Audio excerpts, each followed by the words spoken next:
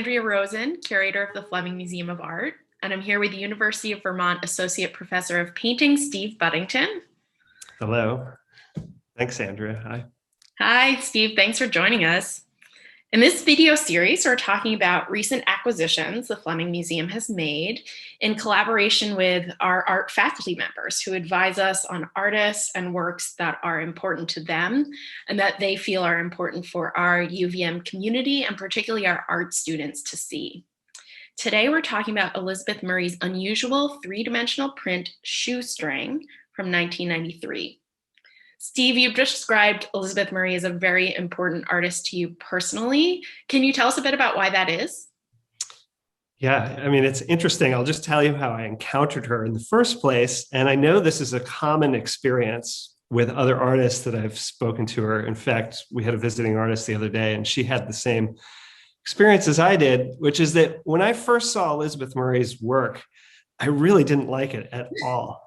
You know, I think I saw one painting, maybe at the Whitney or something, and it was one of her shaped canvases. And, you know, I thought it was very ugly. And, you know, I think it's just so strange and so outside of what so much of painting had been and what we expect painting to be, that in a way, maybe at that time when I was quite young, I didn't have a model for thinking about it. And so I thought about, wow, it just looks, you know, it's in these ugly colors. The shapes are weird. There's this goofiness to it. You know, it seemed bad to me in a certain way. And as I kept painting as a student, and then, you know, later, I kept seeing her work. And I had a chance to see a lot of her work in a show together. And that's when I was like, whoa, this is really something. And the fact that she takes such big risks with her paintings, I think, was amazing. So, you know, the badness is part of it in a sense. And I put badness in quotes because it's sort of not actually bad, but it's that she is deliberately challenging, especially when she started making these paintings in the 70s and 80s, the dominant tastes of the culture, of the art world culture even. And so, you know, she's like, I'm going to show you what's ugly. And then she does it all the way. And I just remember thinking like, oh my gosh, you didn't just paint a 15-foot teacup that's broken up in a cartoony, fake cubist way. And she's like, oh yes, I did. But when you get up close, the painting itself, the way she approaches actually painting it and the facture is kind of so intensely taken up by her, and in a way, like lovingly so. So there's this strange friction in her work of, you know, this challenge on the one hand, and then in a way, this kind of great love on the other hand. And so for me, they're the kinds of works that last. You know, there have been other painters that I got into because on first look, I thought, oh, this is really great. You know, I really like these paintings. And then over time, as I've learned more about painting myself and made more paintings and seen more paintings, like they kind of don't hold up anymore. And I've never had that problem with Elizabeth Murray. They are, you know, they continually blow my mind as an artist. And of course, she's so hugely influential to my generation of artists and so many others. I mean, you can't walk around, you know, in New York or almost anywhere and not, in a way, see her influence on painting.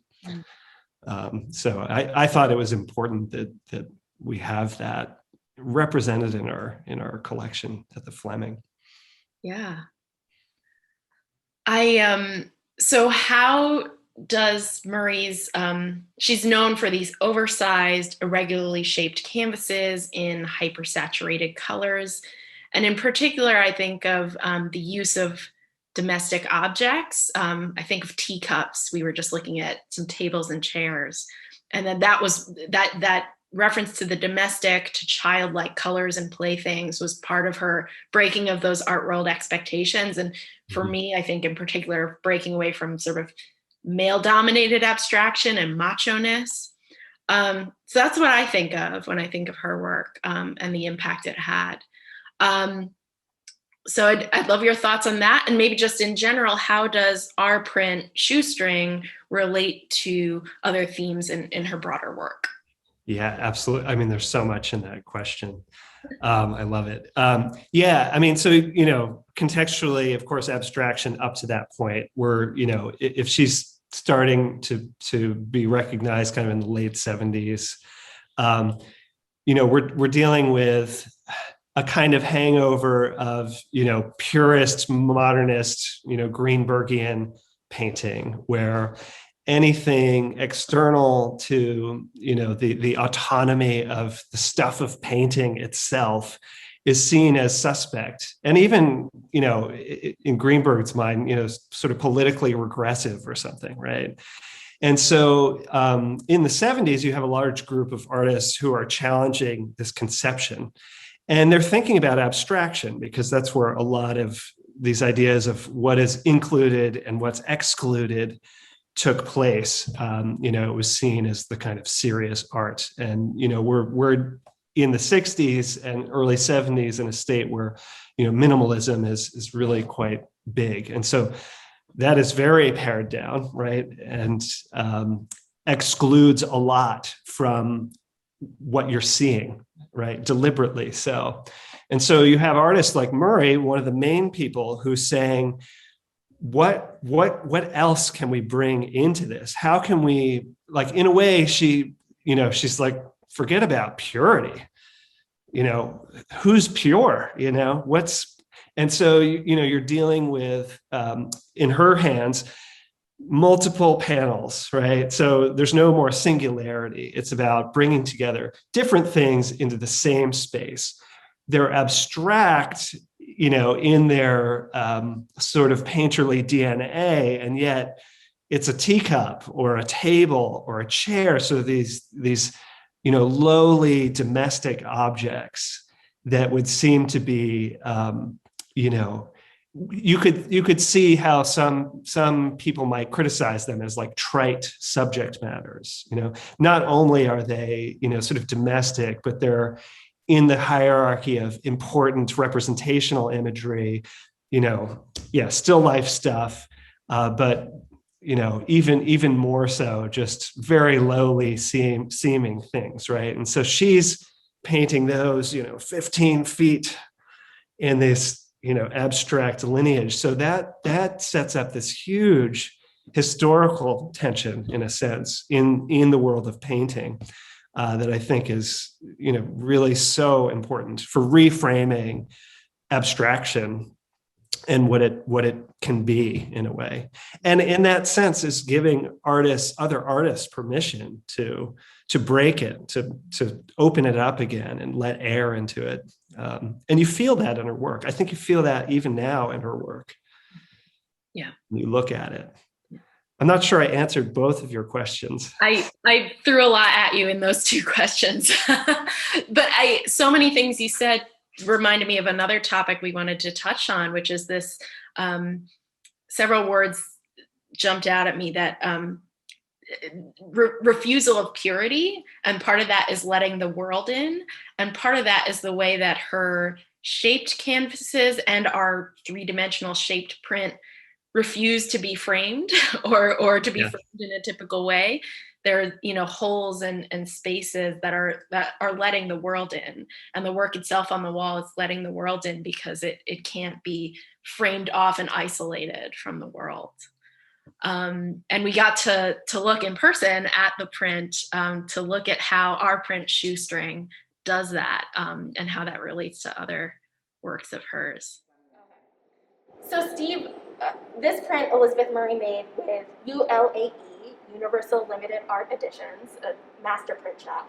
What is the process when an artist works with a print shop like that? Yeah, so it's extremely collaborative, right? The artist will come in. It probably looks different each time depending on who the artist is, what their work is like, and what the printers who are there, who are master trained printers, have in mind. And those printers very much participate in a way in the creative process. So I'm guessing Elizabeth Murray brought in some drawings that might have been three-dimensional like this. She did make some works like that. And then consulted with those printmakers who know the techniques of printmaking, and probably tried out a number of different possibilities for how do you get to this in an edition where you're repeating this, exactly each time. So they would have tried out different techniques probably and done proofs and trials and so forth. And then the artist would have probably decided on a direction with them, and then they would have proceeded from there, actually executing an edition, which is often, especially in this case, a very lengthy process.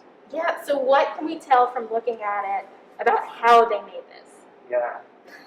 One of the things that blows my mind are that the three-dimensional elements are, they obviously have tabs that are going through the backing paper, and so they have cut, holes for those tabs to fit in, which requires tremendous precision.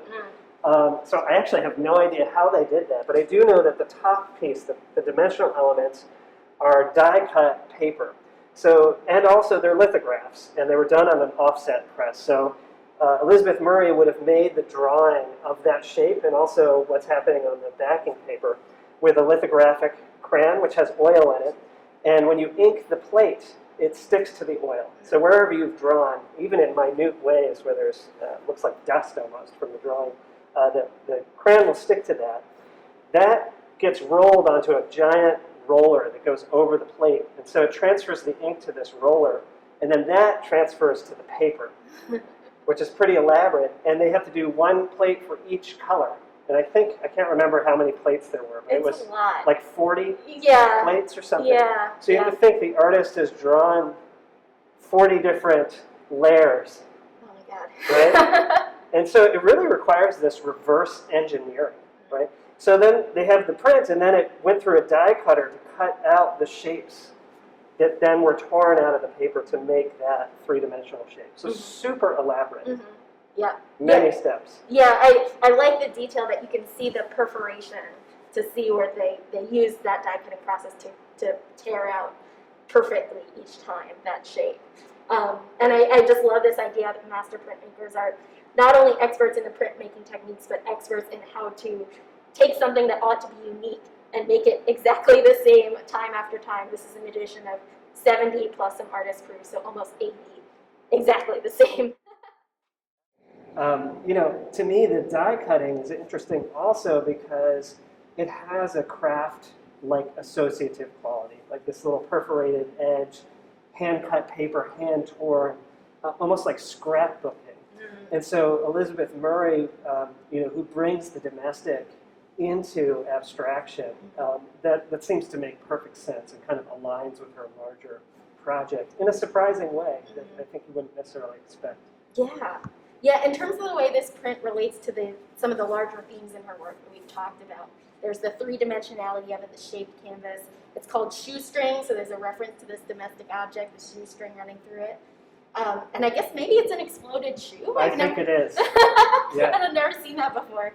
And then there's this fact we've talked about that her works are intentionally difficult to frame. And in addition to the 4 expert printmakers she worked with a guy who designed this special frame for it, because it being three-dimensional can't be framed in a normal way. That's right. I know, that's incredible. So, and with her paintings too, she had them constructed by sort of, master woodworkers. And I know she worked with I think it was just 2 guys in a shop. And, she developed trust. And I don't know if one of them is the person who did this frame or not, but it may be that they helped design the frame. And so it's really important that, I think there's this idea that artists work alone, right? But it's never really the case, and especially when you're producing at this level. You have a lot of people who are helping you out, who you're developing relationships with, and they become important to the artist, as well as a collaborative team that really makes the art happen in a way that it couldn't just by yourself. I love that. Yeah. Yeah, so I think this is amazing that her work is literally difficult to frame. and figuratively, right? Metaphorically, it is hard to frame it. It's not abstract. It's not representational. It's not confined to the square. It's not a painting on the wall either. It really embraces the kind of both and the print is a fantastic example of that. It's got multiple pieces of paper. It's shaped. Somebody had to build a custom frame, just for that work. So, from my perspective as a painter myself, a lot of artistic decisions that get made, and some of which get theorized in these, critical, social theory kinds of realms. So many of those decisions were made for practicality purposes. De Kooning's 1950 painting Excavation, they're like, well, this is a rigorous reduction of means. It's black and white. And, there's only a few of the primaries in there. And it's like, well, that was made because he just quit his day job and he had access to house enamel. And that's what he painted with. So yes, it was a rigorous reduction of means. And so, it's a choice that Elizabeth Murray has made in her shaped canvases or in a print like this. In a way, she's making it difficult for herself, for art handlers, for museums, for galleries, for collectors. Yeah, and that's not a mistake. She's chosen to approach it that way. Mm-hmm. And I think that's really important about the work, that these are not easily shipped. They're not easily contained. Mm-hmm. And so they demand something from us, as viewers and, within the world that they're being presented in. And so I think the print doesn't stand outside of that. It's also doing that. Yeah. Speaking of what the print demands of the viewer, I could talk with you about art history all day long, but I want to get to our specific context of, we made this choice to bring this print to the Fleming Museum, in part because we wanted to expose UVM students to it, and particularly art students and your painting students. So what is it that you hope that UVM students will get from looking at this print? Well, I hope they have something of the same kinds of experiences that I've had with art, but also maybe with Elizabeth Murray's art, that primarily it offers them a kind of permission, right? Like, oh, you can do that. Like that's a possibility. A great majority of the works we have are rectangular, they're flat. They're, in terms of how they were produced, there was a fairly straightforward approach to making them, right? And so this is this quite elaborate work, and yet on the other hand, it's also the kinds of marks she's making or that are represented in the printmaking process are very direct, and there's a spontaneity to it at the same time. Mm-hmm. So I think that's really important about Elizabeth Murray's work too, is that it's why I value her work so much myself, is that there's a spontaneity, there's improvisation. She doesn't start off knowing exactly how they're going to turn out. I think that's really critical for students to see. We live in a world of, if you're writing in a Word document, you simply delete the things that you don't like. You don't have to respond to the things that you don't like. In a painting, at least in Elizabeth Murray's kind of painting, you mess up and you have to keep going with it. Mm-hmm. You can't just delete it completely. It's always going to be there, and you have to take the next step accordingly. And that's a completely different way of working. And it's one that I think isn't often discussed in our current culture, and so I hope they get some of that from there. I have noticed, as we've brought students in, that some of them are like, I think they don't like it. It's ugly. Mm-hmm. It's weird. It's freaky, there's teeth in it, there's holes. It's intense. It's a very intense work, right? Others are fascinated by it. And I've had a few students this semester ask me about it, which has been great. And I think for them, with a little more information, it is this aha moment, and like, oh, you can go in that direction. Not everything has to be so nice. We don't have to be polite all the time in our art. I read this great quote today by the writer Mary Ruefle, who's really fantastic. And I'll just read it to you, because I think, to me, it totally relates to Elizabeth Murray's working process. So Mary Ruefle says, "I used to think I wrote because there was something I wanted to say. Then I thought, I will continue to write because I have not yet said what I wanted to say. But I know now that I continue to write because I have not yet heard what I have been listening to." And when I thought about that, I read that this morning, and I knew we were going to talk about Elizabeth Murray, and I'm like, that's it. That's her paintings. Her paintings are not about, I want to tell you this story, here it is. What do you think? Mm. It's a little more, I have these ideas and I have these experiences, and I'm bringing myself to it with physical material, paint, and I'm trying to somehow embed those ways of thinking and relating to something in the physicality of the paint itself, in the surfaces, in the shapes. And I don't always know how to do it. And this is a record of me trying to figure that out and coming to some kind of conclusion in the process. So to me, that is the most important thing about her work, is that she figures it out while she does it, largely. And that, I think, is amazing. Most of the time, there's, in a way, the expectation is that you know what you're doing at all times, and you execute it, and you plan it in advance, and you're not supposed to do that. And so, and in a way, it's like, how dare you, use our time to do that? And I think it's fabulous that she does that, because to me, it's very human. We're all improvising, and especially this year. We've had to use what we know and bring ourselves to meet whatever's coming at us in the moment. And, mistakes are part of that, and she includes all of that in her work. And I find that deeply moving. I find that deeply moving about it. And I hope others get to have that experience with her work. Yeah.